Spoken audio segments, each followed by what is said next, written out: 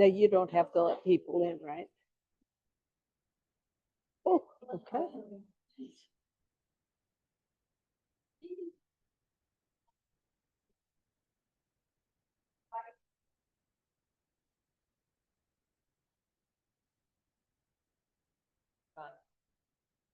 Sure. Could you just listen to it and make sure? Yep. Hear me?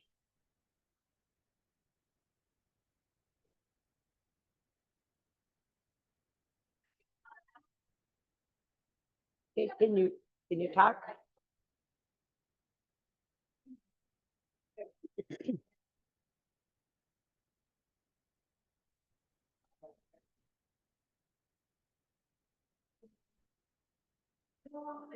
Okay, I think we're gonna get started here. Kathy, can you hear me online? I can hear you with that. With that, can you go out of the room and just make sure the people on Zoom can hear me? Okay. Hi, welcome to REI, and thank you REI for letting us host there. This is American Pilgrims on the Camino, the Anchorage chapter, and I have like multiple things to hang on to, which is like right on the edge of my technology abilities. I'm Diane Moxness. I'm one of the coordinators for the chapter. Ken and Kathy are our other coordinators. And so we're going to be talking about the Camino Norte and the Camino Primitivo. So we are also Zooming this. And I'm looking at Kathy if she could, can they hear okay? Online? Oh, okay. Little technology issues. Sometimes people online have a hard time hearing. So maybe if somebody can put in the chat if you online, if you can hear or not. Anyway, welcome. The Anchorage chapter is one of many chapters around the country that support American Pilgrims, which is a nonprofit, national nonprofit. And we have meetings about every month. I think I've seen most of you here already, so you know this drill. But we have meetings about once a month. Our next one is going to be our kind of holiday potluck and welcome home for people that have walked the Camino to, and that's May 5th, I believe. December, yeah, May. Thank you. The drill, and we're going to record it. We're recording this, and so if you know somebody that wants the information, it's not here, that we'll have that available. I'm going to do the first part of the talk about the Camino Norte, and then Kathy and Ken, who have just returned from the Primitivo, will talk about that. First of all, what is the Camino to Santiago? Most of you probably know, but it is a pilgrimage to the town of Santiago de Compostela, right here. And really, it's not a route or a trail there. It's just people making the pilgrimage to the cathedral in Santiago, where the remains of Saint James the Apostle is said to be in the basement in a very nice silver box. So anyway, people make pilgrimage to the remains of Saint James. It's one of the 3 great Catholic pilgrimages in the world. One to Rome, one to Santiago, one to Jerusalem. And there are other pilgrimages around the world, Japan and England and in Scandinavia. And it's really, pilgrimage is just a journey to a sacred place. Doesn't have to be by foot, doesn't have to be a long journey. But in recent years, the Camino has become increasingly popular, not only for Catholics for religious reasons, but just for spiritual reasons, and just for people that want to be one with their thoughts while they're walking or with someone. And I recently listened to a podcast that talked about the transformative power of walking, which I thought, I really like that phrase. You know, a chance to engage in your thoughts and to walk with purpose or not, or maybe find purpose or not. So But what designates a pilgrim on the Camino is often not only a shell that people wear, we have them if you're going, that symbolizes a pilgrim walking the Camino, but also pilgrims carry these credentials, which you get a stamp from mostly, volunteers or wherever you're staying that shows that you stayed. And if you walk 100 kilometers to Santiago, that you and have stamps to prove that you walked the whole way or biked 200 kilometers, you get a certificate of completion, Compostela, it's called.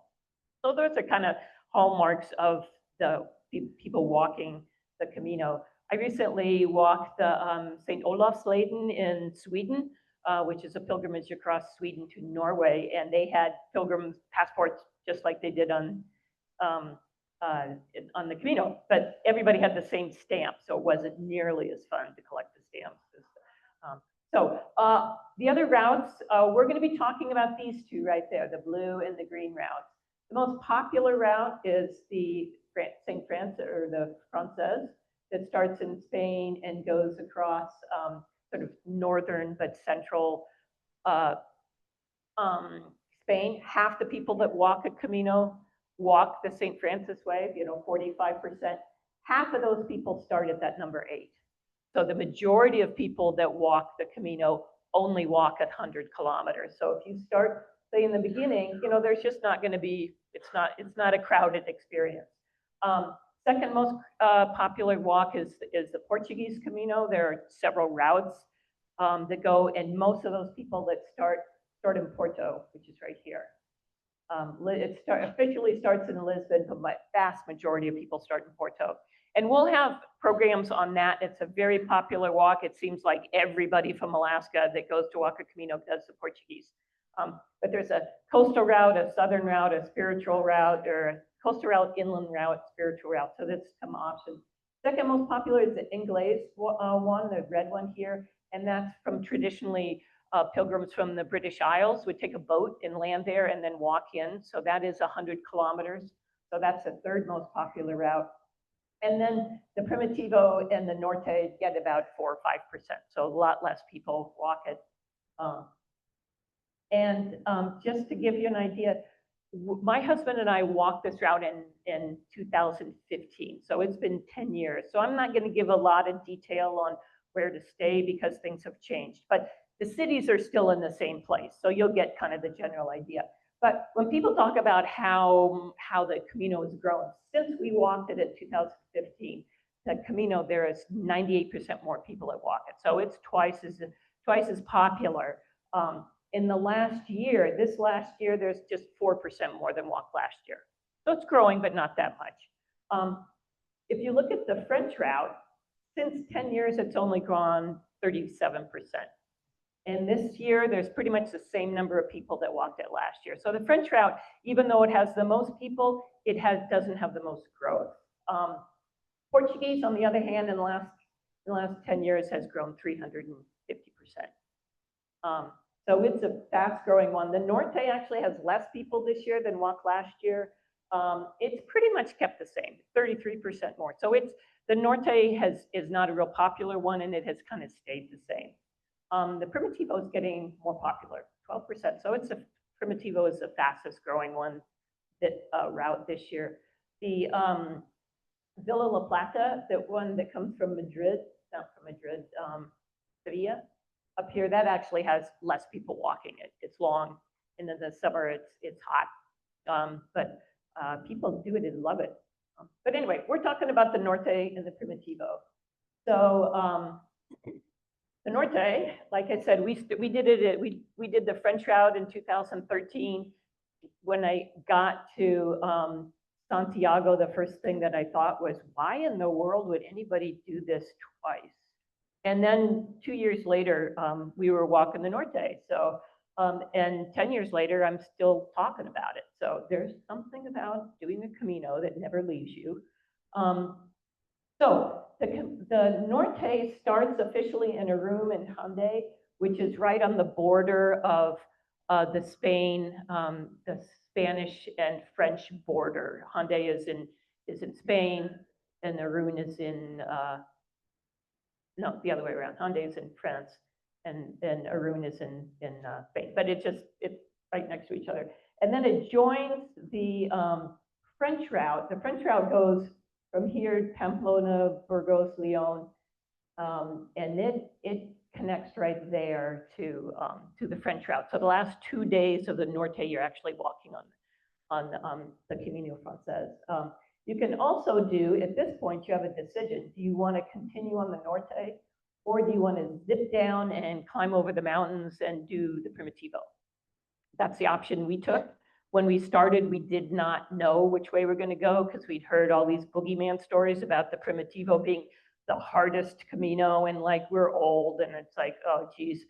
And so we decided we were just winging it. We didn't have reservations. We just kind of made it up as we went along, and we got there, and we decided to do the Primitivo, and really glad.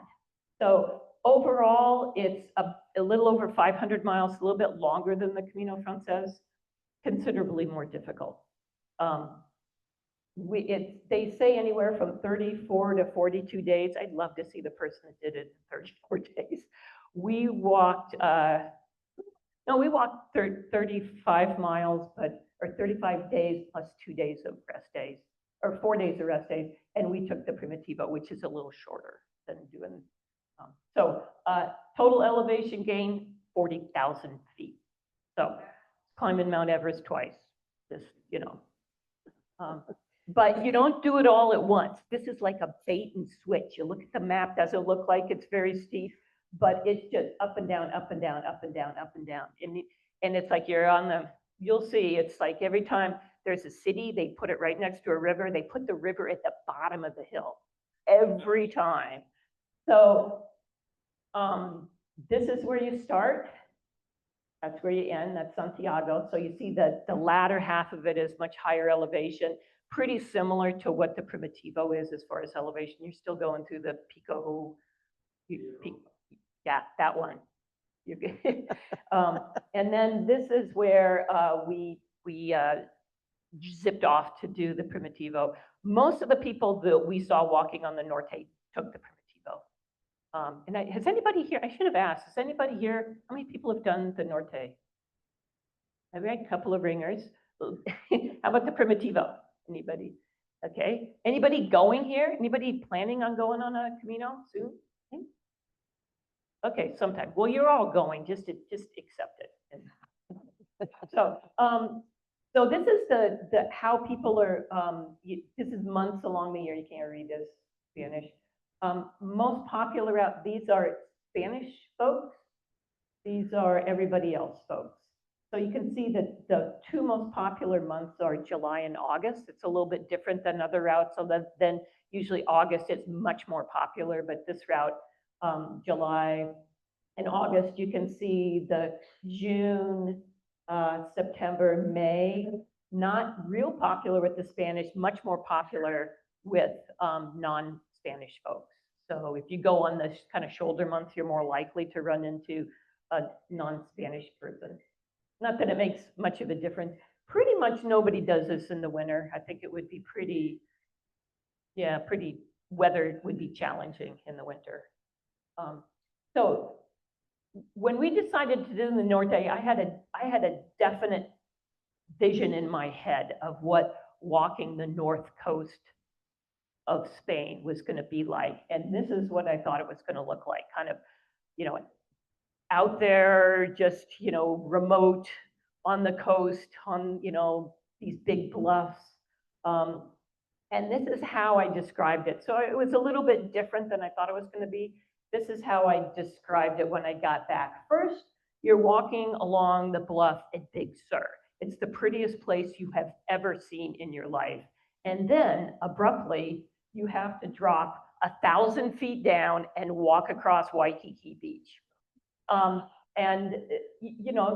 This is San Sebastian, which I think is one of the most beautiful cities I've ever been to. It was 100 degrees, right, during this picture. And walking across the city when it's 100 degrees with a backpack on, way different than, like, I don't know, sitting in a sundress right here, drinking a nice cool drink. But anyway, so you're on Big Sur, you drop down, walk Waikiki Beach, and then you have to walk a couple of miles on the Seward Highway with no shoulder. And just about the time you're pulling out your phone to find the closest bus that will take you to maybe Barcelona, you're back, bam, back on Big Sur in the prettiest place you've ever seen. So it's sort of a schizophrenic trip in that, you know, you get a lot of big cities, a lot of walking on asphalt, and a lot of beautiful countryside. So you get a little bit of all of that. How we did it, we went to London first, spent some time in London, and then we took a Ryanair flight to Beirut, which is the airport for Bayonne. And it's also the same airport that we took to start the Camino Frances.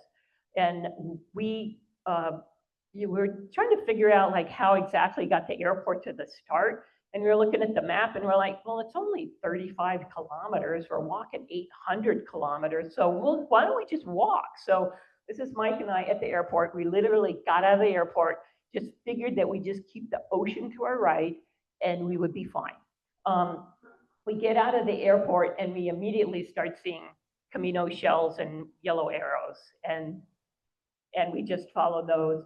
We are also following these white and red signs. That's a marking for the Grand Randonnée walking trails in Europe, the GR trails.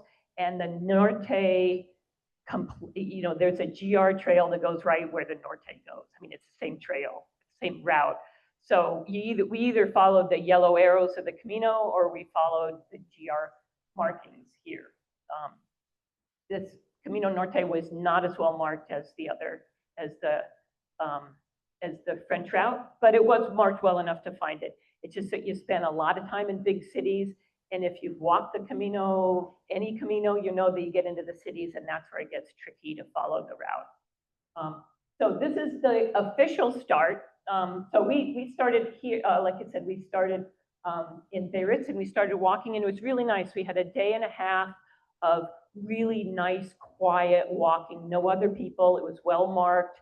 We stayed in Badar, which is a beautiful resort town, hit it right in the middle of a festival, which was foreshadowing of the rest of our trip. So this is the bridge that started, the official start of it is the bridge between France and Spain. And you're immediately, actually you get out of the plane, you're in Basque country. And so the distinctive red roofs of the Basque country and the food in, so this is sort of now traditional Basque country here. So the very first week you're in Basque country. This is the French route goes through here, and you do get the Basque culture, but it's a little bit more pronounced on the Norte most of the time. Language that you hear people speaking Basque frequently. It's quite, and they let you know, as you can see by this sign, that you are not in France, you are in the Basque country. You also walk through this town, Guernica, which if you're not familiar with, unfortunately infamous from 1937, was kind of the first incidence of air bombardment, I believe, and pretty much the first time that happened targeting civilians. So this is in the middle of the Spanish Civil War.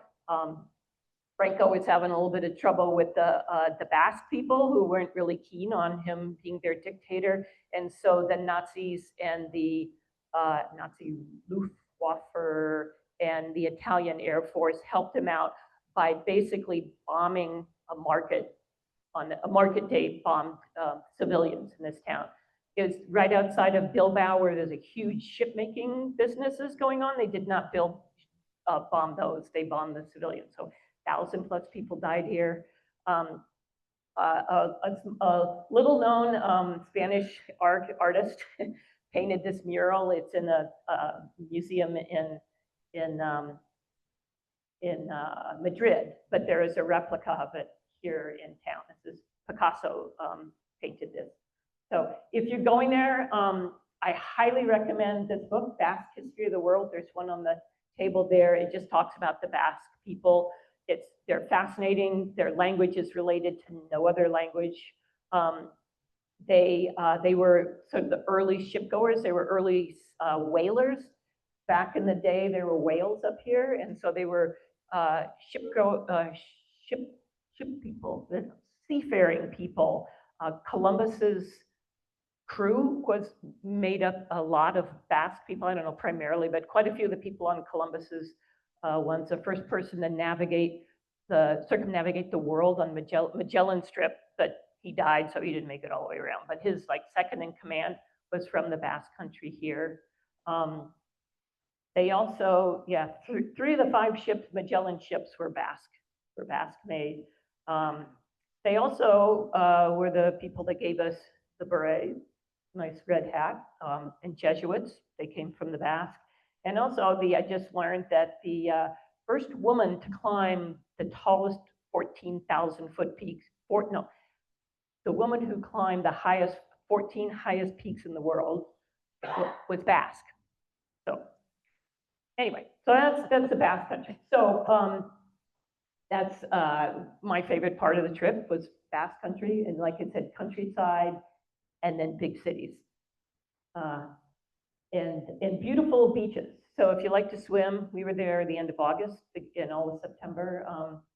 You could go swimming. Also these old towns and vineyards. So you're just popping back and forth between cities and towns and wine country. Not some wine country, but agricultural areas.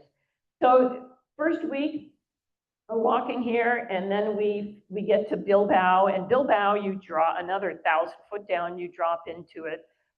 We had ended up planning on stopping short of there and doing a half day into it. We got to the albergue that didn't open for another 2 hours, and we're like, well, we're almost at Bilbao, so we just kept walking. So we ended up walking into Bilbao pretty late in the afternoon, and we dropped 1,000 feet down. They actually have elevators there, it's so steep. And we dropped into the annual Basque Cultural Festival. So have been walking 21 miles. We're very hot, and we encounter 100,000 drunk Basque people. So we did the smart thing to do. We checked into a hotel, took a shower, and dove in. And it was like the most fun. There was music on every corner. There was games. There were boat things. So it happens right at the end of August. If you're thinking about doing the Norte, or even if you're going to be in this area, check when this festival is going on. It was super fun. It was super fun. Let's see. Oops, I'm going the wrong way. I'm sorry. Sorry, I'm pressing these buttons. Okay, so we're in Bilbao, which is a great city. We spent a rest day here and had a good time. And then we're back on the trail, and past Bilbao, you're sort of getting out of Basque Country into Asturias. It still had red roofs, but some really nice little towns. I mean, they're fairly good-sized towns. In the summertime, these are resort destination towns. So there's a lot of people vacationing here. A lot of people on the trail, surprisingly enough. Very few of them going to Santiago. So and beaches. Beautiful beaches. And most of the time, the trail was not actually on the beach, but this time we took a little shortcut. So we did walk on the beach. And again, these beautiful cities, Bilbao, this is the Guggenheim, I think, museum. Yeah, Guggenheim Museum in Bilbao. But, we'd hit these resort towns, and they'd have these beautiful promenades and nice benches and people selling ice cream. And sometimes they were just big cities, but it was fun. We had to check out the Cafeteria Alaska. And then, so we're out of the big city. We're back on the Seward Highway with no shoulders. So there was a significant amount of walking with some, not as desirable as other parts. So there was some highway walking. Most of the time there was a shoulder, but there's a few times. I have we have done lots of walking for many, many years. This is the only place I've ever cried on, was the Norte. It was like in the morning, it was pouring rain, it was dark. We were walking on a sidewalk on a street with no shoulder, and I was petrified I was going to get hit by a car. So if you're doing the Norte, I would suggest that your backpack cover be bright yellow so they can see you. But then you're back on the coast with beautiful sunny days and beautiful scenery. Plus, every once in a while, you have to cross a bay, and they have these cute little ferries that are like €1 or €2 or something. And we really were like scouring the guidebook, trying to figure out like, when do we get to go on another ferry? So, and it does actually rain here in the summertime. But it was very hot when we were here. It was pretty much over 100 almost every day, and so it was a warm rain. So it was like, what raincoat? I had like a, really thin waterproof raincoat, and I felt like I was wearing a plastic bag, and half the time I wouldn't wear it. This was the official day one. This is mud. This is mud up to our ankles. And it had poured rain the night before, and they were doing construction on this road. And so it was just like, lot line to lot line of mud. And it wasn't raining, it was raining the night before. But for the next couple weeks, you knew who started in a room, because all you had to do is look at their shoes.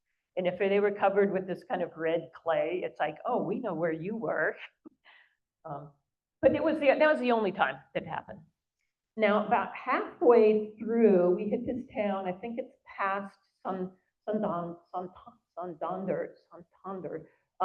There's a town called Camillus, which is famous for Andrew Gaudi House of the Sunflower House, which is a really cool house. But it was a really interesting town. We just blew through here.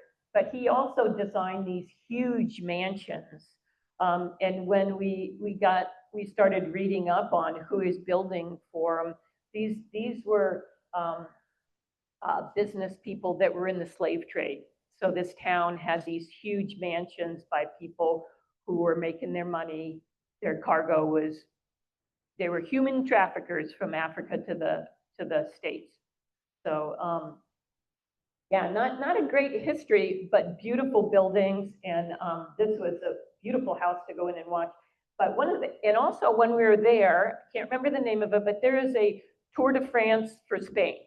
It's like it's very similar to Tour de France, different stages of bicycle racing. And it came through this town while we were there. So we didn't actually see the bikers, but we saw their tractor trailer semi-trucks. Each guy had one full of bicycles, spare bikes. So that was cool. But also, this is the albergue that we stayed in. And it was, as usual, they opened very late on the Norte, so usually like 4 or later. And so if you got there, you had to wait and then wait in line. And so this is everybody waiting on the lawn for the albergue to open up. This was a jail, a former jail. So we got to say, we went on the Camino and we spent the night in jail. It was actually a really nice little albergue.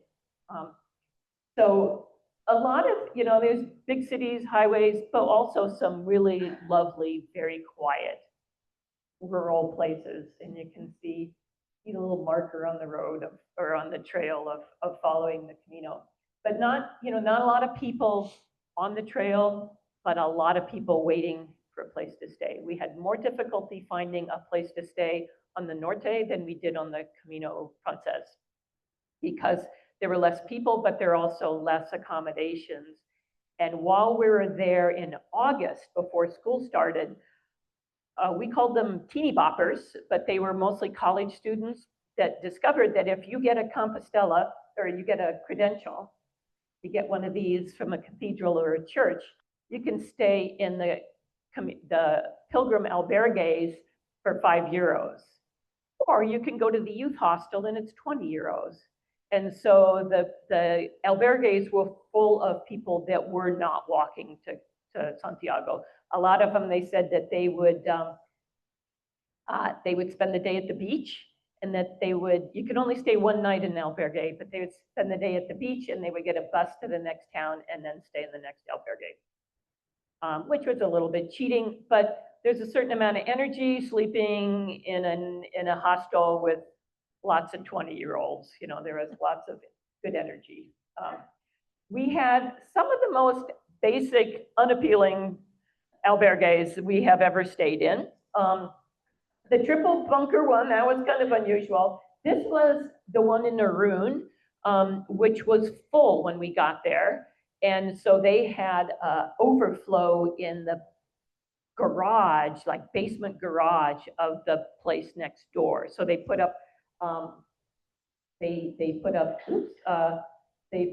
put up bunk beds in here. There was like a toilet that had cardboard around it. And the guy in the next bed, we all became really good friends because everybody's like, can you believe this place? And one of the guys is like, you know, if we were refugees, the UN would be all over this place. But on the other hand, it was like we got a good night's sleep and we made some good friends.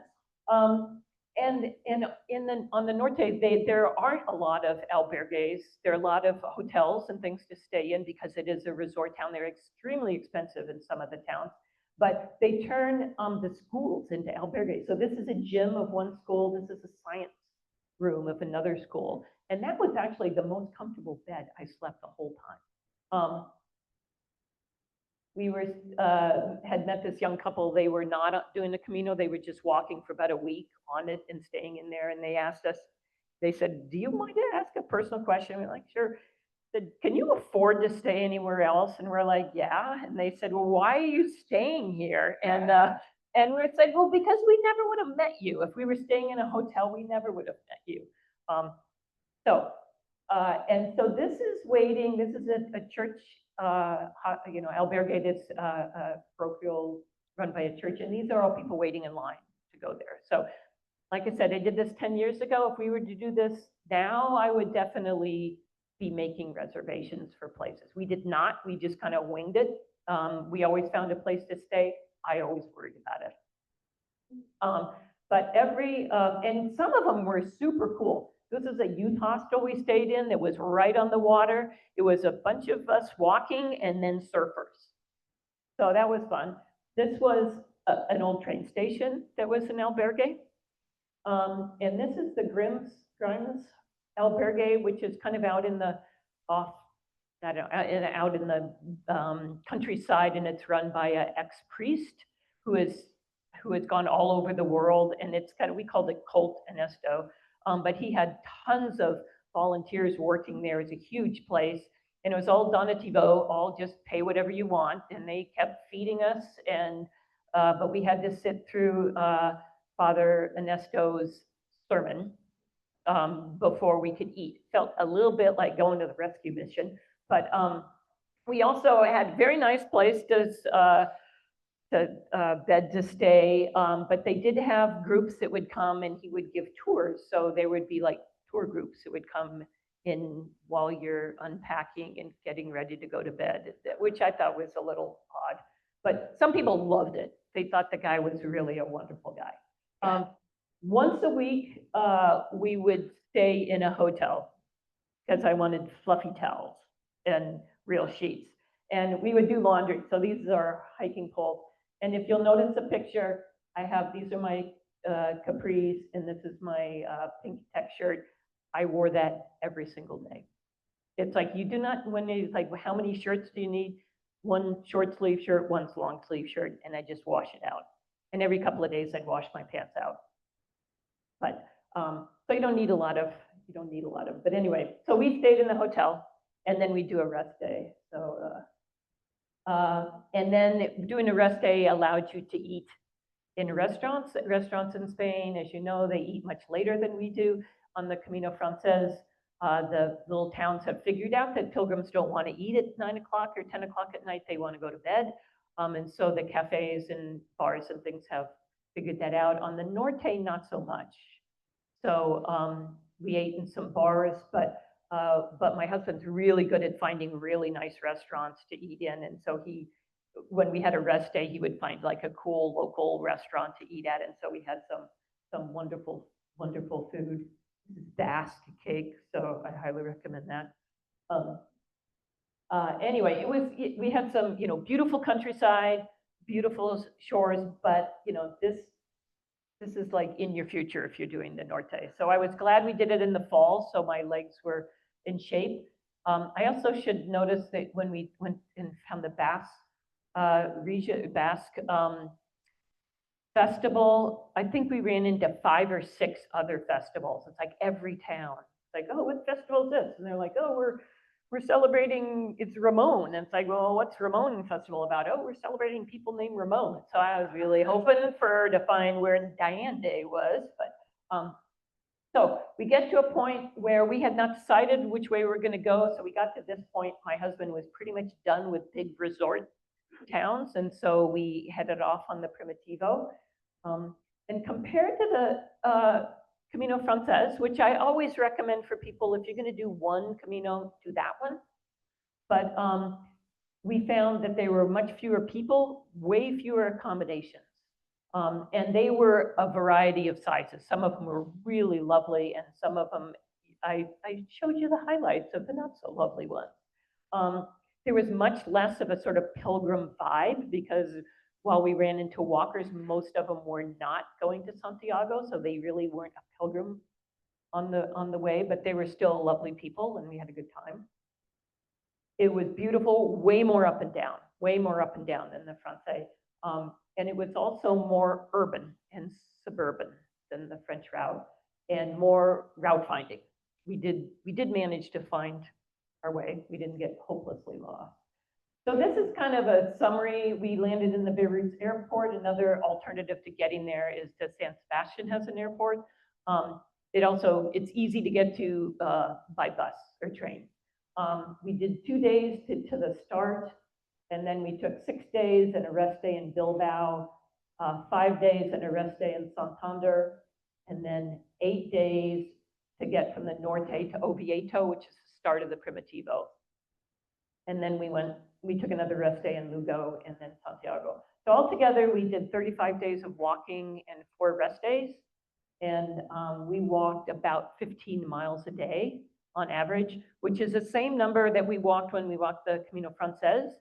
We walked an average of an hour to 2 hours longer to get those 15 miles. So while we covered the same distance, it just took us longer because of the terrain was up and down. That is, now we're on the Primitivo. And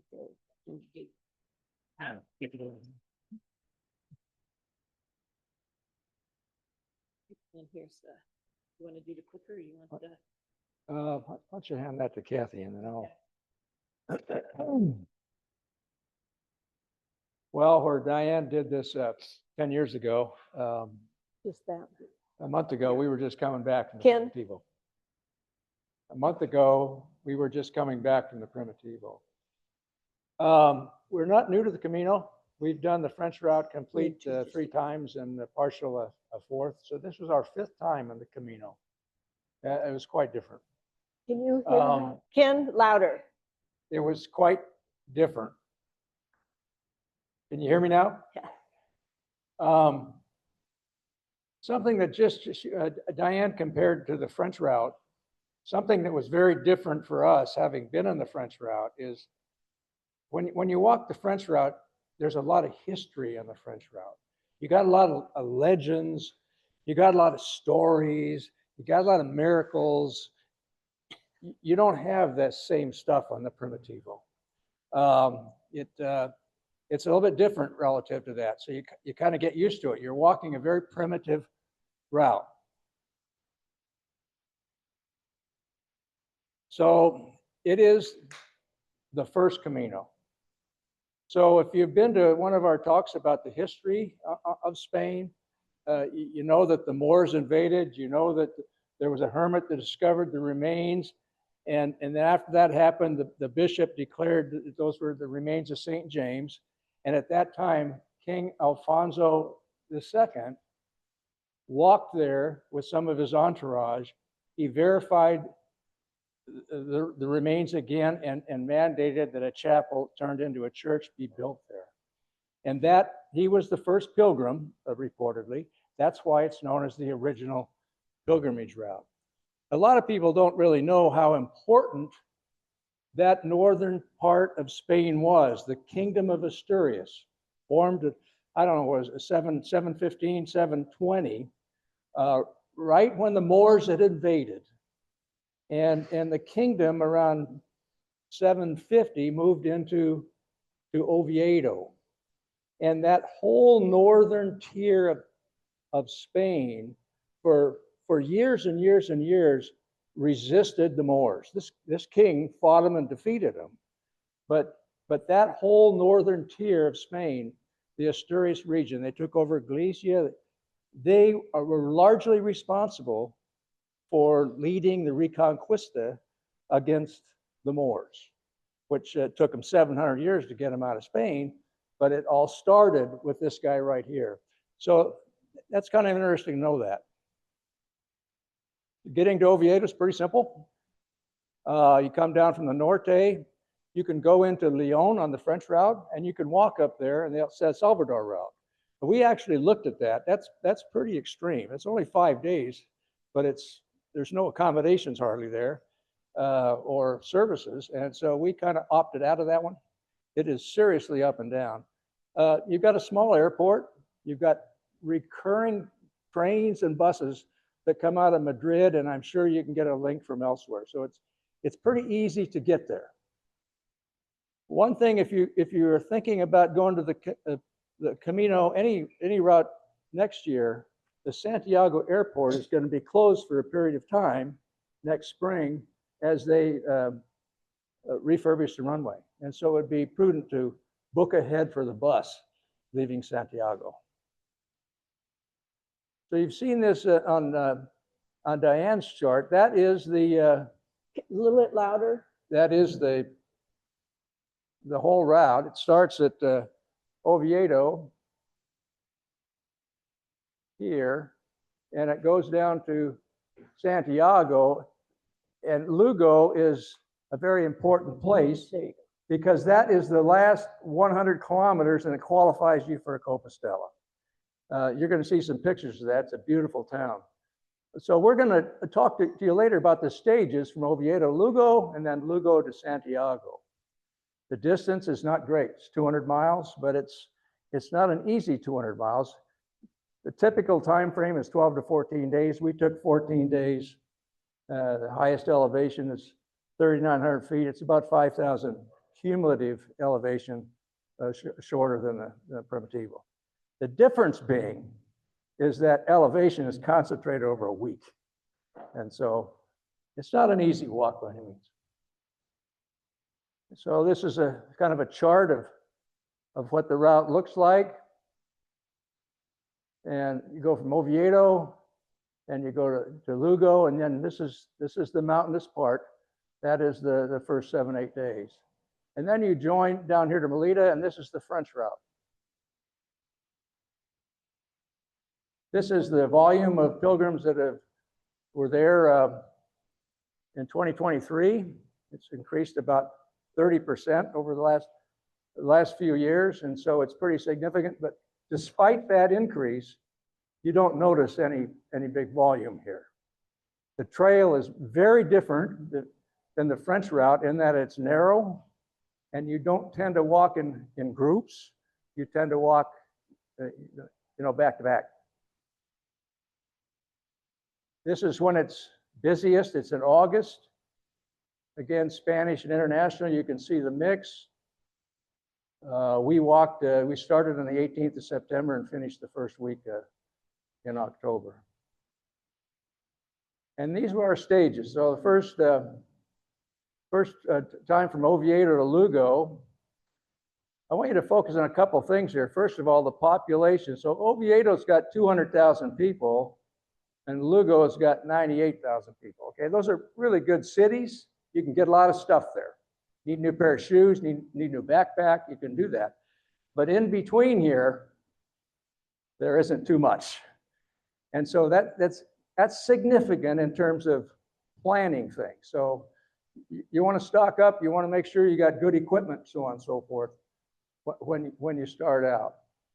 So these aren't tremendous days here. I mean, that's what our actual mileage was. This is the elevation gains. It's not that great if you're used to walking in Alaska. You're just doing it every day here. And so this is from Lugo on. Could you back up just a minute? Yeah. I forgot this bullet down here. It's kind of important. So King Alfonso IX, in 940 or something like that, the kingdom of Asturias moved from Oviedo to Leon because of the strategic situation and growing numbers. And so that's when the French route became very popular. So now in the 12th century, the main route really is the French route. And King Alfonso, now in Leon, mandates that all pilgrims have to pass through Teneo. That means they have to go up to the Primitivo. I don't know when that stopped, but that's when it started. Okay, so this is the route going into Santiago. You still have some elevation here, but it levels off pretty significantly. Total distance a little under 200 miles. Now, if you walk the Primitivo, somebody's going to ask you, well, did you walk the Hospitalis route? That is really the most popular part of the Primitivo, and it's midway through the walk, and you come to a place in the Asturias Mountains where you can either go up in the Hospitalis route, or you can take an alternate route through Polos de Allande. It's not a particularly easy decision if you're being prudent, because they don't close this route when the weather becomes bad, like they do in the Napoleon route on the French route. And what does that mean? Well, when we were staying in Oviedo, we asked our person at the reception desk, have you ever walked the Primitivo? He says, oh, I've done 9 times. I says, well, we want to walk the Hospitalis. Have you ever walked the Hospitalis? All 9 times. He looked at us and he says, you never want to walk that if the weather's bad or if it's foggy. Now, Kathy's going to show you some pictures of some fog. And we took that to heart. Now, that requires a little bit of thought, because these aren't big cities now. And you're going to pass through Teneo, it's out this way, and you get close to it. These are the towns that you see, and the numbers down here are the number of beds. Okay? So now if you just, they might be totally accurate, they're pretty accurate, but they're out of the guidebooks. So you got 52, you got 30, you got 12, you got 20. Now, if you consider 27,000 pilgrims a year, and you figure out how many are walking through this every day, 365 days, which isn't going to happen because they're not walking in December. I mean, you're talking 80 to 100 people here, and you got 50 to 60 beds. And so you have to plan it out and think through that, and you got to keep weather in the back of your mind. And so we did that. And we decided not to stay here, but to stay here in Colinas de la Riba. It's about 4 or 5 miles after Boras, and it's on the Polos de Allande alternate route. And we did that because if the weather was bad, we could continue down this way. And you walk out of that hotel and you can go straight up the mountain for 1 mile and be on the Hospitalis route. So you kind of have the best of both worlds there. Before you, there's a significant path you come to that tells you want to go left or you want to go right to the Hospitalis, the Polos de Allande, big bench if you want to take a break. And that's the albergue we stayed at. And you walk out that door, you walk up that mountain, you get to those mountains, and you're on the Hospitalis. It's 1 mile. It's not difficult, but it's steep. Okay. And then Kathy's going to start your slideshow here about our route, but I want to talk to you a little bit about Oviedo. Oviedo is one of the newest cities in Spain, believe it or not. It's a beautiful town, 200,000 people. It was formed in like 761. And that seems pretty old, but you got 12 or 15 cities in Spain that were before Christ. I think Cadiz is 1,200 years before Christ. So this is pretty new city here.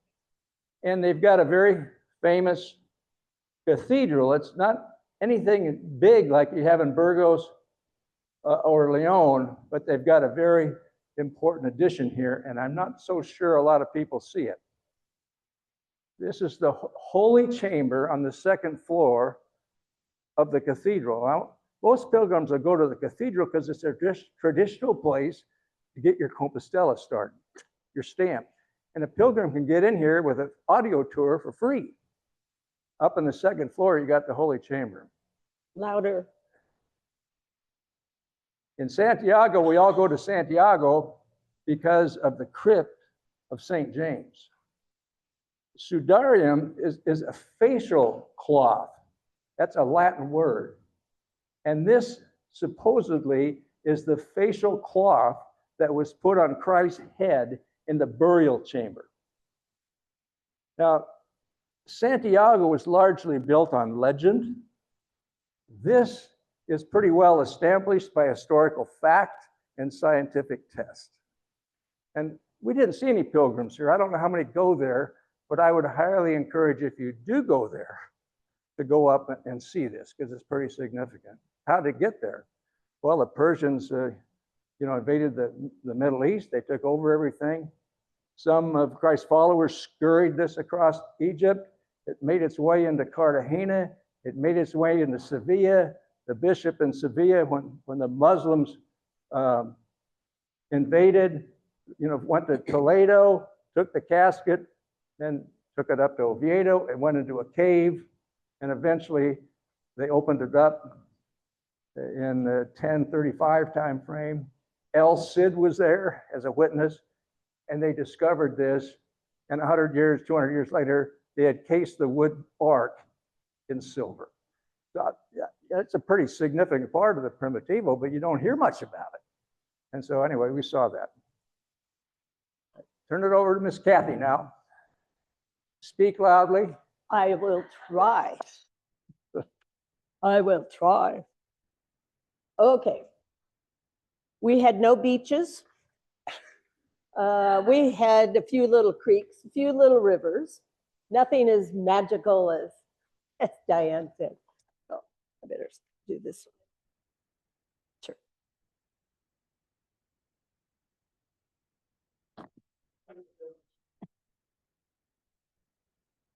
So this is the very first stop, really, when you start at the cathedral. That is the beginning of the Primitivo. And you'll walk through the city, and we were reading a book that gave us directions, and it said, go to this building and take a left, and then go up there and take a right, and then cross the street, and you're starting to follow it, and it's like, this is nuts. Just follow the signs. You just want to be on the right side of the road, and then you can wind your way up. But you're going all the way through the city, and finally you get out of town, and it takes you about 45 minutes, I think, to get out of town. And it was sort of raining there. Within Asturias, they have the markers like you see there with the, there you go.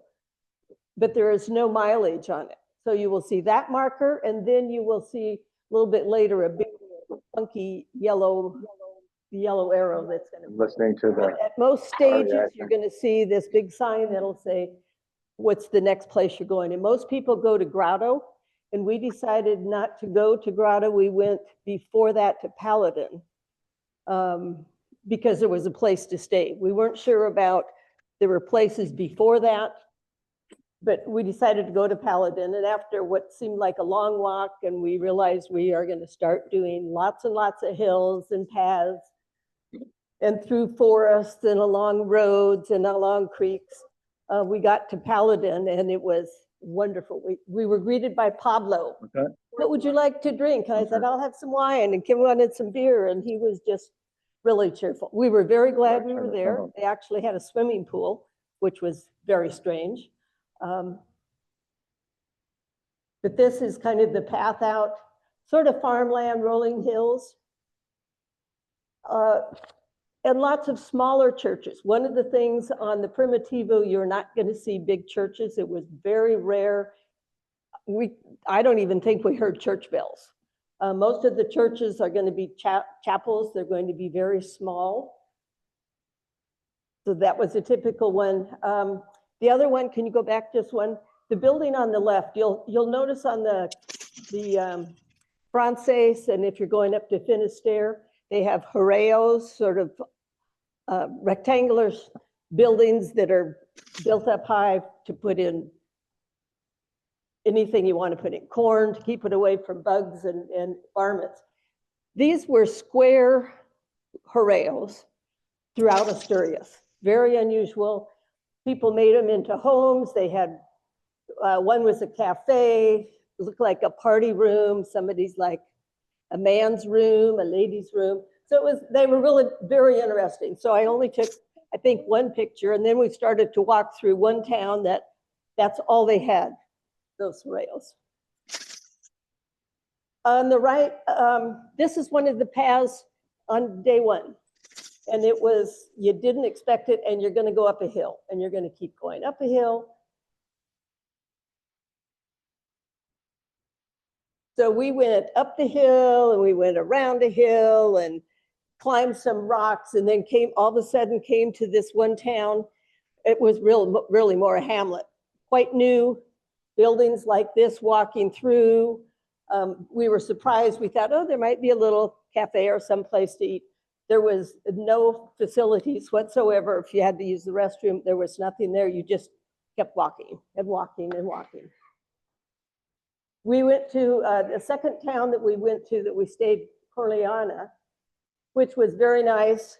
We used the directions that were in a book, and we sort of we didn't get lost. We walked way further than we should have. We had to backtrack. But this whole town had small little buildings and Horeos. It was very, very cute. And out of Corleanas, it's a place that has the old monastery that's about 1,000 years old, and they also have a albergue there, but it's not used anymore.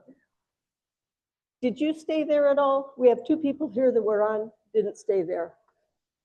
So there wasn't a whole lot in the town, a couple places to eat. It wasn't particularly exciting. So we left town and we started into the woods and up a hill and up a hill and down and up a hill and up a hill and down. That was kind of what the whole trip was like. We ended up in a place called Solace, which we think was probably our favorite place. And on the bottom left, it's the albergue. All glass on the front. Of course, you have to close your blinds at night, and you've got bunk rooms in there. Lovely town. On the upper left, very common to see, these were, there was water in there years ago. They were used to wash clothes. So the women, it would be a place when people would socialize, they would wash their clothes. And you would find that in most communities as you're walking along. Lots of little creeks that we followed. And then we went up some more and up some more. We were going to a place called Tinio, which is a common place where people are going to stop and spend the night. And Tinio gets you set up to go up on the Hospitalis. And beautiful walk, but it happened to be raining the night before and then the day of, and it rained and rained in Tinio, and we didn't have mud like Diane had, but we had water. I mean, and you'd have little ponds of water that you're trying to skirt around, and we did okay, but it's beautiful scenery. I would have to say that the beauty in the Primitivo is in the mountains and in the valleys. It's lovely. We got to the town of Tinio. We had trouble finding where we were going to stay. Not really a large town, but come to find out, this is the one that, Alfonso IX said that people had to go through Tinio. They had to stop here. So you're going way up and then kind of coming down. So I'm sure there's a cathedral here, which we didn't see. It started to rain. We were just really tired and you really didn't want to go sightseeing. And this is a view of the town as we came in. Next one. And the next morning it poured and it poured. It rained for 6+ hours. So we've got several pictures of Ken in his rain gear, which was wonderful. But I That's the took famous Altus poncho. Altus, and it worked great. We had wind, but it wasn't like torrential wind that we've seen before. But this was going up into farmland, and these were rivers that were coming. I was taking pictures and listening to the gurgling of the rivers coming down in the paths that we're walking. And by the time we got to our destination, we were walking on water, and it was really quite comfortable, but we were really wet. By late afternoon, the sun came out and we started to see this scenery. And this is the part that I think it's just beautiful. Sometimes in a day, it would be covered with fog, so you wouldn't see it, but pretty soon the fog's gonna lift with the sunshine. So we were pleased to see this, but as you're walking these wet trails, there are a lot of cow pies. He had, and you spend more time getting that crap off your shoes because you did not want to walk into an albergue. Okay, next. So you saw the picture of the albergue that we stayed in, that we made the decision that we were going to go up the Hospitalis. And this came out and started walking up here. Beautiful scenery. This is probably the only picture I have going up a hill because I was so tired and trying to control my breathing that I did not have the energy to turn around and take a picture of. So this is probably the only one coming up a hill that you're going to see. But as you look, lots of fog, and then we started climbing. And this was gorgeous. You look at it, it's like, oh, this is beautiful, but you're tired. So we thought the trail, you can see, sort of curves around to the left. We thought we were going to do that. We were not. We were going straight up that hill. And there were rocks. And that one, I didn't think I was going to die, but I wasn't sure I was going to make it up there because when we walk up hills, we don't stop. We slow down, but we don't stop at all. It takes too much energy to start up again. So we just keep going and you're just, oh my God. And so anyway, but this was gorgeous. The sun had come out. And once you get to the top, there are 3 hospitals from, I think this is the 13th, 14th century. Obviously, they're not in use at all. But at the top, you'll have those. You're walking kind of on the top of a mountain. There are wild horses. That was beautiful. So pretty spectacular. Mr. Ken in all his glory. So here you had a path that you could see where you were walking. There were other areas where you were going, you had to look for a marker. And the markers were there, but you weren't really sure if it was kind of foggy or rainy. You're not going to be able to see some of them. So you really need to be careful when you're walking. I think it would be very, very easy to get lost. But some of this area, it's like you're walking on the tundra here in Alaska, where it's just thick moss, and it's like, oh, this is gorgeous, and little flowers. And so this is kind of what the hillside was like. On the left, you look down, and you weren't going to fall off this, but there were lots and lots of rocks. On the right is a road going down, and we did not take the road. Diane's suggestion was maybe take the road. Next time, we might take the road. But you look at the landscape, and it was just beautiful, but sometimes you're walking over rocks like that. We got up to the top, Pola, what's it called? Pola. On the map, right? Anyway, when you're up at the top, this is where if you did not go over the Hospitalis, you did the lower route, everybody, that's where you come together at that location. And then on the right, it's a marker, and that's where you go down. And to me, that was probably the worst path I had gone down because it was steep. There were lots of rocks, and I went very slowly, and there were young people coming up behind, and it was really hard to just step off a path. And Ken said, I didn't think it was bad. It's like, oh, to me, that was the scariest. And this is a picture by Robin Iverson. She and her husband and daughter were walking on it after us. So this is kind of going down, and the yellow arrow shows kind of what our path is. And then off to the left, you're going down again. You're going to come uphill again. Okay, next. And we ended up in a place, Bertocado, and we were very glad that we got there. And we found out that our room, we didn't have a reservation. We thought we had a reservation. We did not have a reservation, which was a problem. Very few places to stay, and you really needed a reservation here. But we walked into what we thought was our reservation, and we knew the people that were there, and they let us stay in the extra bedroom. So that was nice. But you look up on the top of the mountain, windmills, wind turbines. That will be for the next few days, the wind turbines. And if you see a wind turbine, you know you're going to go up that hill, and you're going to go over, and you're going to go down, and you'll see another turbine. And it's like, oh, we're going up, we're going to do another turbine, you're going to go down. Next. So we're going to a place called Grande Salime. And it's a beautiful walk, very foggy. Below that, you see there's windmills, wind turbines. Okay, next. And you're going to climb up the road and the path, and you're going up, up, up, up, up, up, up, up, up, and rocks.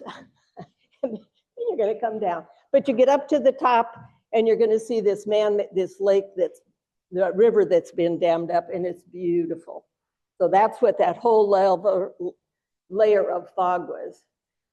So the next two pictures are going to be, once you're up there, you see the windmills, and you're going to go down there, and okay, next one. And then you come on the far side of the mountain, and then you come around by a dam.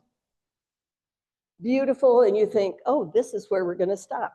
Next picture. Nope. This one we take we're on a road, and it was beautiful. It was beautiful. We thought, well, a mile or so. How many miles? I swear it was like 4 or 5. I swear it was 10 miles, but I don't.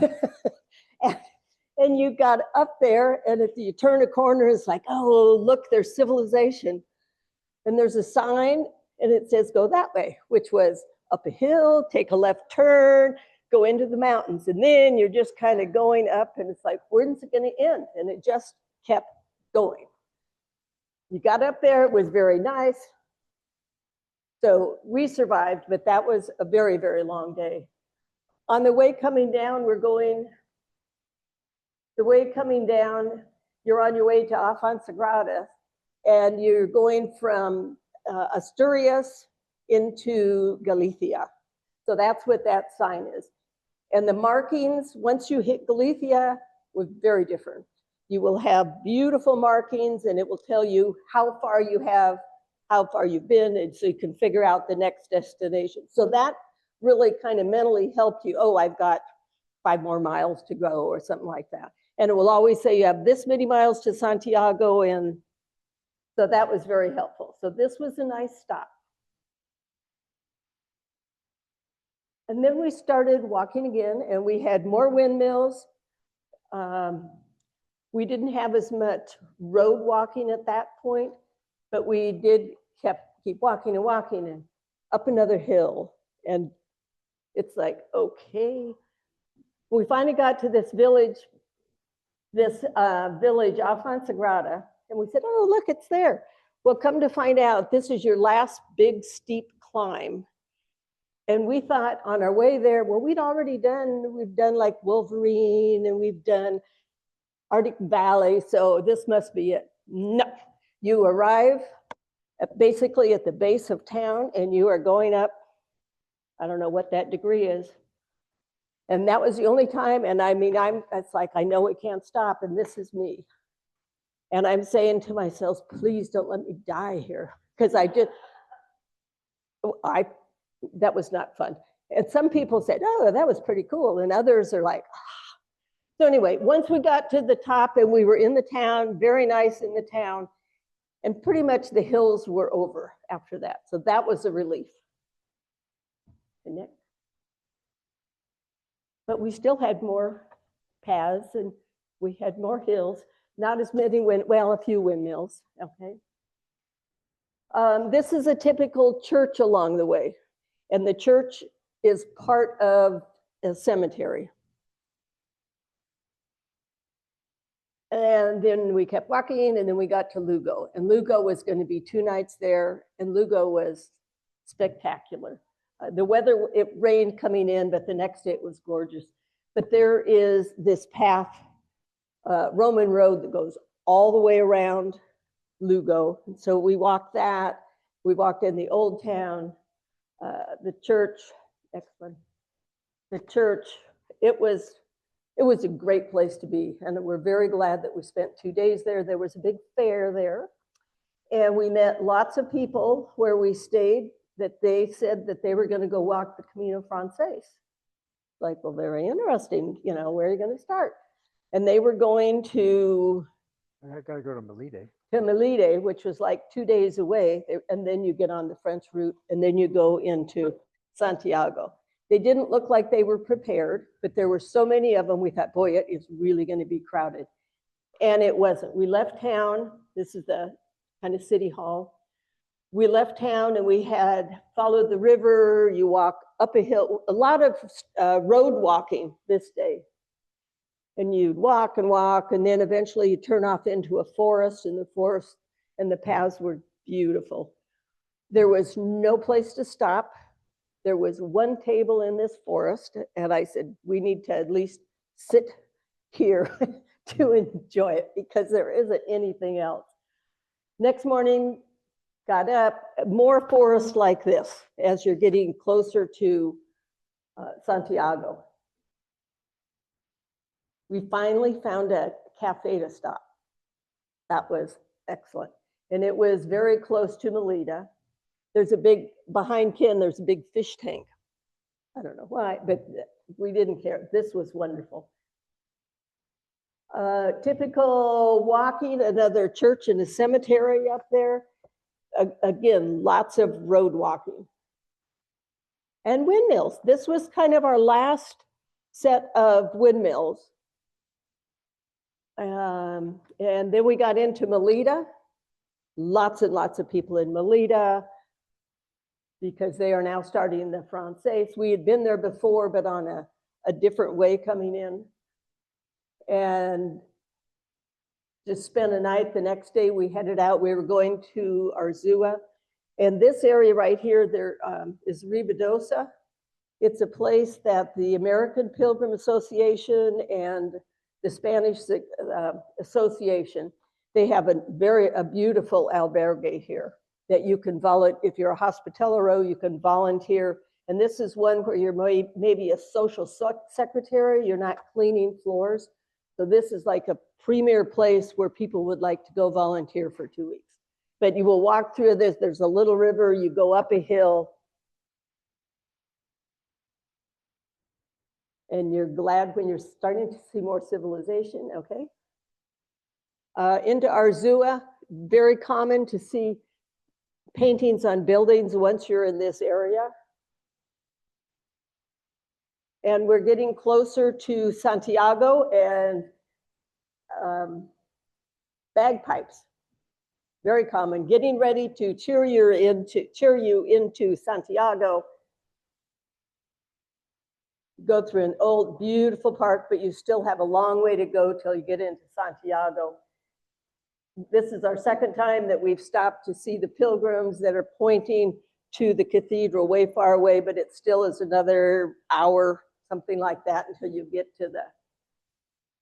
And this is at the very end. One of the things about this Camino is because there are so few people walking, and you all kind of the same stages, that you meet people that you're going to walk with them. That's never really happened to us. We keep, we walk and we'll see people maybe 5 days down the road. But this group of people, 4 of them from Canada, 1 from Mexico, 2 ladies who became, I think were their grandparents, are from Bulgaria. So this was a great evening. And I pass it on to Ken. Speak nice. I think my problem is I have 2 microphones here. No, So, this is for them. Keep it Okay. on. This is for them. okay, if you've walked the French route, you know about Brierley and the guidebook. It's the Bible for the French route. If you're walking the Primitivo, you don't have any real substantive guidebooks. They're right up here if you want to see them. They're small. There's not much dialogue in there relative to the history of the route. There is something you can get online. I don't think many people know about it. It's $6.95 or something like that. You can download it. And this is more of a memoir, but it is extremely detailed in terms of the information that's available out there. So some planning considerations, some of the things that we've talked about. 2 large cities. One thing that Kathy didn't mention about Lugo, it's the only place in the world where an original Roman wall, intact totally, circles the city. 2 miles around, and you can walk. It's beautiful. But those are the big cities. All the other ones are small, they're tiny. And so you gotta kind of plan through that a little bit. What does it mean? It means that you've got fewer cafes. You might go 2 days without seeing any kind of a substantive grocery store. Just a little hole in the wall. We took cash with us, and so I don't know about ATMs outside of those 2 big cities. I suspect there were some, but they did not pop out at me. And so I would consider that. If you're not comfortable with your pack or your shoes, and that happens a lot, some people are changing out their shoes. I didn't see any place where there was an equipment shop. I'm sure there might be one in Grotto or something, but in these other places, you simply don't have them. And there's very, very limited places to say. We talked about the Hospitalis route choices, but Bertocillo, where we kind of screwed up our reservation, our only alternative, if we hadn't had our Bulgarian friends there, was 15 miles away. And so we've urged people seriously consider booking ahead. We book ahead. I mean, we've been through all these other places in our various Caminos, but now we like a little comfort of knowing we're going to be in a place with a bathroom. And so a lot of these albergues, you're walking with 2 people, you can get, a private room, private bath, and it's $40, $50. So you're going to pay nearly that much if you're staying in a bunk bed. Okay, things that surprised us. I venture to say that 80% of the people we met were first-time pilgrims. The first Camino they walked was the Primitivo, and that truly surprised us. Backpacks. Now we wear our backpacks. We got everything in our backpacks. We saw one family from Israel that was wearing a day pack. We didn't see any day packs. Everybody was wearing a backpack. But a lot of those people that were wearing full backpacks were also moving suitcases forward. That surprised us. When you get to the French route, there's a lot of people with day packs and suitcases. But here you had full backpacks and you also had suitcases, often the same people. And I think they just kind of realized how rural the route was. And so they planned accordingly. I don't know, that's me talking. I don't know if that's true. Places where you stay, including albergues, electronic keys. So you sign in online, you get a code, you put it in the door, you go in. Now we've seen that before. We didn't quite see it as many times as we saw it on the Primitivo, even in the small villages. A simple thing, there's very few places to sit. You buy a bocadillo, you have a sandwich, you want to sit down and eat it, well, you're going to probably sit in the ground because there's not many benches. That was unusual. And the trail markings, they were very plentiful, but they were simple. And so if you're going over the Hospitalis route, it was a wooden stick in the ground with a yellow arrow on it. When you get into Galicia, they're beautiful. And so it's well marked. They're just different. And then in Galicia, everything becomes great. Churches, if you walk the French route, you're used to these magnificent churches. Now they've got some big churches in the big city, but in those villages, there's no big churches. And as Kathy said, most of them are surrounded by cemeteries and they're all locked. We never heard a church bell on the Primitivo. Now you walk the French route, you get welcomed into every village with a church bell. Didn't hear one of them on the Primitivo. It's not crowded. It is isolated. It can be steep. The narrow trails, single files, generally the rule. You're not walking in a group. There's limited access to transportation in a lot of parts on the Primitivo simply because of that geography.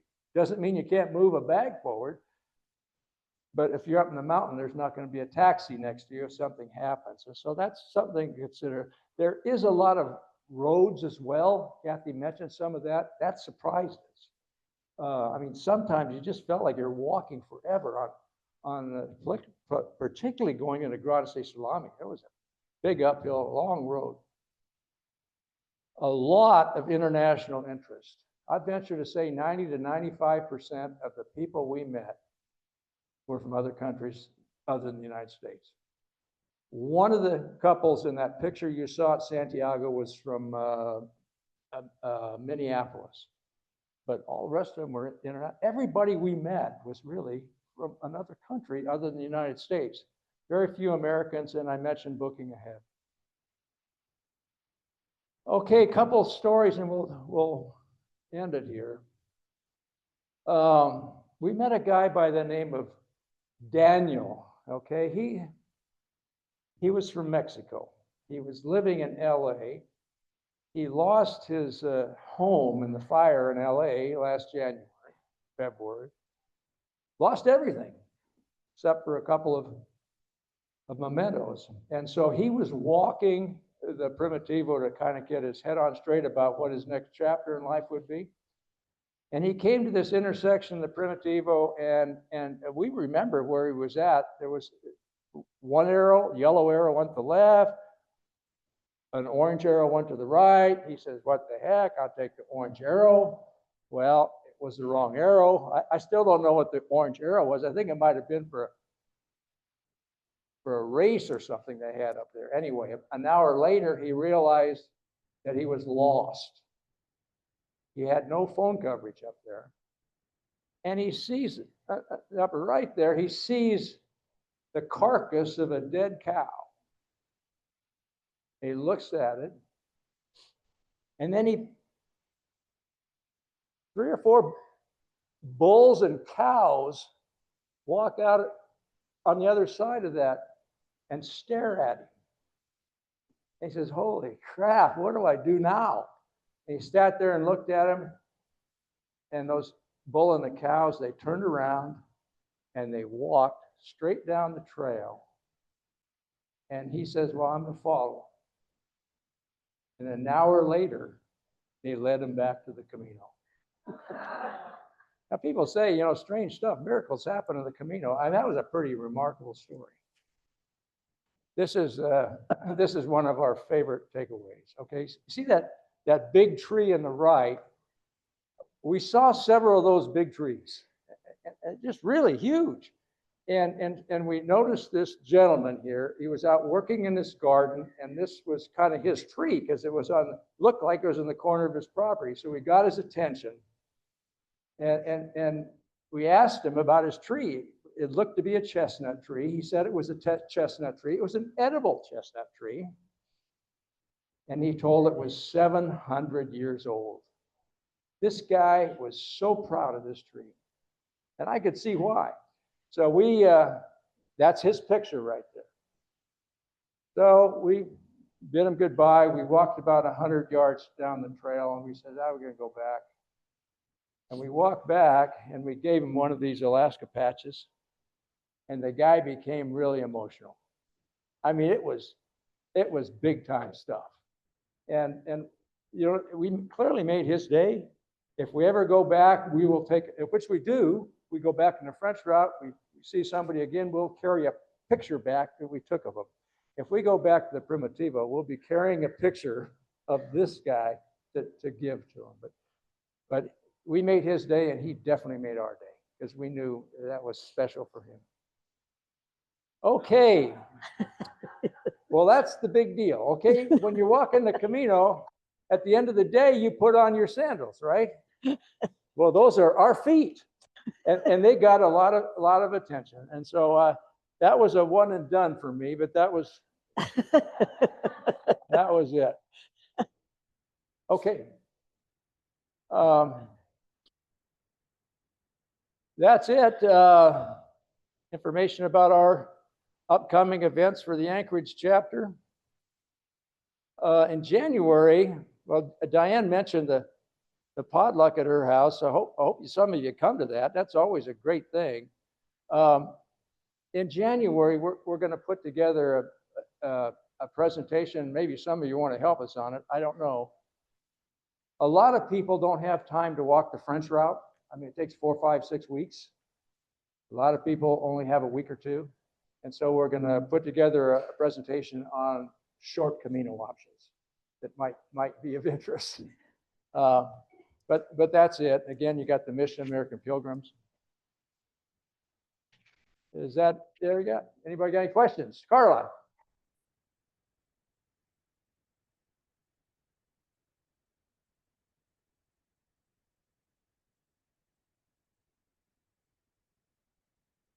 Functional head issues. Only in Gradu, which is sort of the stage after the boat, you know, was that hurting ever? I was hiking the same, I started on during that time frame. Public out. Because many people fixate on getting a reservation ahead. I did on opportunity. They panic about going to public. Usually get in. I don't know about July and August. On the Primitivo, the one you showed in Solace, I know very bad stuff. I know. But it was wonderful. And we didn't stay there.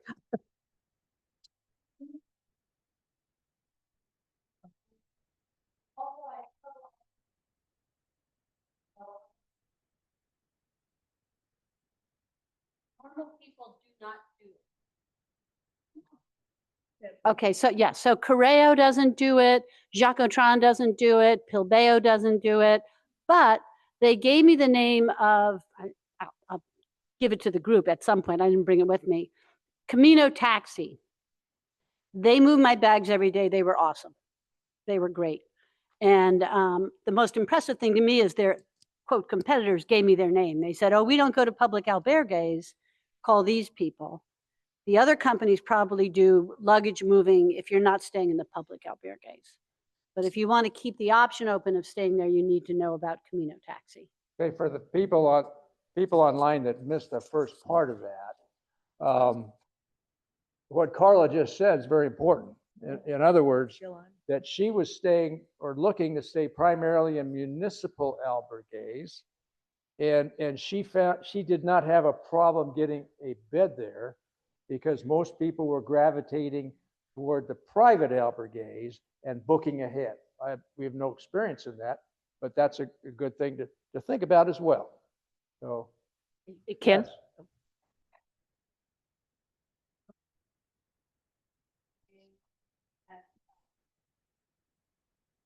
Let me start over to online. I have a question about the Primitivo and how you did some food planning, because you were describing that there weren't very many cafes and that many of the towns that you stayed in were really small, maybe no real grocery store. Did you have, were you able to get enough food each day, or did you pack, like, how many days of extra food would you bring along? It was never a question of not having food, okay? Before we left, we'd always have breakfast. It might be small, it might be never really large, but we would always find that hole in the wall, and we would have an apple, or we would have, you know, an orange or something like that. Something that really worked out for us. You'd get a bag of these little croissants. You had like 12 or 15 little packaged croissants in there, and we'd get a slab of cheese. And I mean, you can go anywhere with that and last you for a day. But and so we always had something. No, we didn't feel that the hospitalis route, there's nothing. And so you're going to be 15 miles, depending on where you start. You got to have something in your pack. And so you just kind of think about that. You won't have a problem. Yeah. This is for online people. Had a question of, during your Camino walks, what shoes, hiking boots do you prefer, above or below the ankle hiking boots versus Hokas? Yeah, this is such a personal choice. I mean, I know people, I've seen all kinds of stuff out there. I've seen, you know, on the Primitivo route, I didn't mention this, we ran into a young lady, I don't know, late 20s or something, and she ran the route. We saw her in Melita, and she was running, she ran the whole Primitivo. And so she had on running shoes. A lot of people wear sneaker type shoes. Kathy and I wear a low hiker, non-waterproof, because if it gets really wet, that kind of dries faster than the Gore-Tex. But you'll see all kinds of it, and it's just very personal. It's hard to guide somebody on that. Any other questions?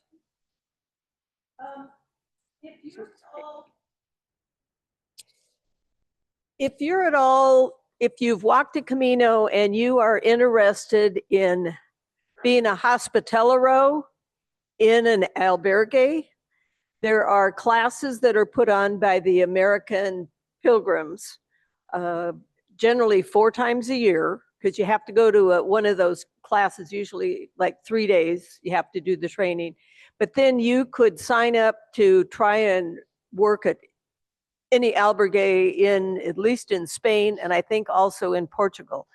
So you have to be a member of the American Pilgrims, but they've got several training sessions coming up, and we'll put that in the newsletter. But I could picture you guys doing that. So anyway, that's one of the things that's coming up that would be for people to know.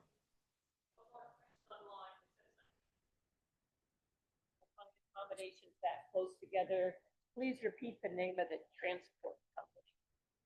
And for online,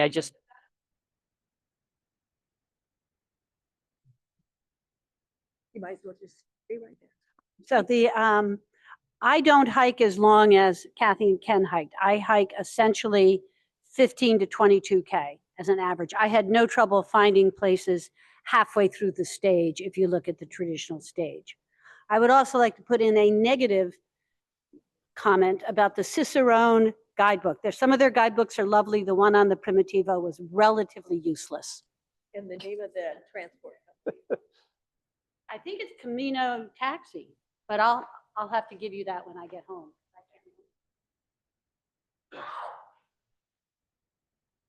Thank you very much. thank you for joining us online, and hope everybody, if you have any more questions, email us. Thank you.